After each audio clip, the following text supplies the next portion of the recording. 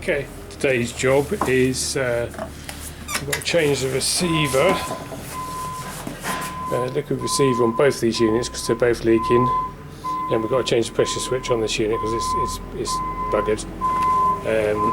Basically, if you ever get a leak on one of these old Copeland units that you can't find, favourite places around here, under that cap's a O-ring, and the O-rings perish, and then it starts leaking because the refrigerant level never gets up to that. You never get an oil stain or anything to look at. What you usually do is wrap some electrical tape around it and just leave a little gap here, and it collects any gas that's leaking out and channels it out the little gap, and then you can put your leak detector in there. Anyway, we've got the genuine one, so the bolt holes should hopefully line up. So we've just got to put a new piece of pipe in there. New gasket, and the rotor lock valve should screw straight on if all goes to plan. So we've got the gas out of this one. 3.5 kilos of 404.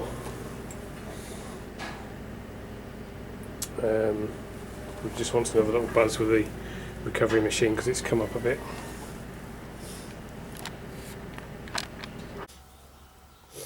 Okay, got the new receiver in, new pressure switch. We just bent the piece of pipe up, which was easier than unsweating the old silver solder joint and then trying to redo it. New gasket on there.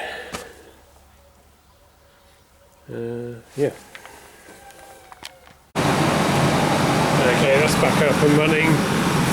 We'll have to put another 2.5 kilos, 2.6 kilos of 404 in it to bring it up to 6 kilos, which is roughly what this one's got in it, 5.9, and that's cleared the sight glass, so that's working well. So that's about half the charge that it should have done. I put the new pressure switch on, and I specifically got a Ranco one,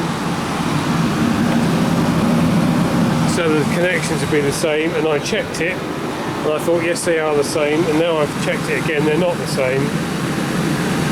So I've got the LP and the HP piped up the wrong way round. So, and now I look at that again, that is not a genuine Ranco. It's actually a Penn pressure control with a Ranco badge on it because it's got the square adjusters. So I could have gone with a Danfoss, which would be the same as that. It seems like Ranco's the only one that has the LP on the left hand side, on the right hand side. So I don't want to put two new hoses on, so what I'm going to do is take it off and see if I can put it on the other side. But I'll have to take all the gas out of the compressor again to do that, which is a pain in the arse. Specifically, as I actually checked it, when I checked it, I must have checked it wrong. Anyway, that's all working, and then we've got to do that one next. Okay, got that pressure switch swapped round. I had it that way, I put it that way round so the hoses reach. Yeah, so the new Ranco ones, which come in a Ranco box. I think the old Ranco ones are now badged up as Eliwell, but they didn't have one of those in stock, which is why we ended up going with that one. Because I knew the Danfoss ones were different, but now I know those are different as well. So anyway, they're probably a bit more waterproof than these ones, maybe. Right, anyway, got the second receiver on there, so we're just pulling the vacuum on it now. I put a new gasket in the, it comes with a gasket, but they have these blanking caps. What do I do with it here? I have a blanking cap on there, but if you look in there, it's actually got a ridge which squashes the O-ring, so I don't like using them twice. So if you ever take a rotor lock valve off or have to move the angle of it, you're better off putting a new gasket in there. Although I have, when I've had to, I have used them again, or I've had them where they've come loose and I've tightened them up and they've been fine. But for the price of gas compared to the price of a new gasket, just put one in there if you've got one. There's only about 4 sizes, so they're worth keeping 1 or 2 of each on the van. They used to be like 20p, I think they're a couple of pounds now, £2 something, so for a tenner you could have a full set. Anyway, enough whittling. Got that light going. That's on the minimum setting. That's a Milwaukee thing. I've got a 6 amp hour pattern part copy battery, which does really well for light. Might not be so good on the power tool.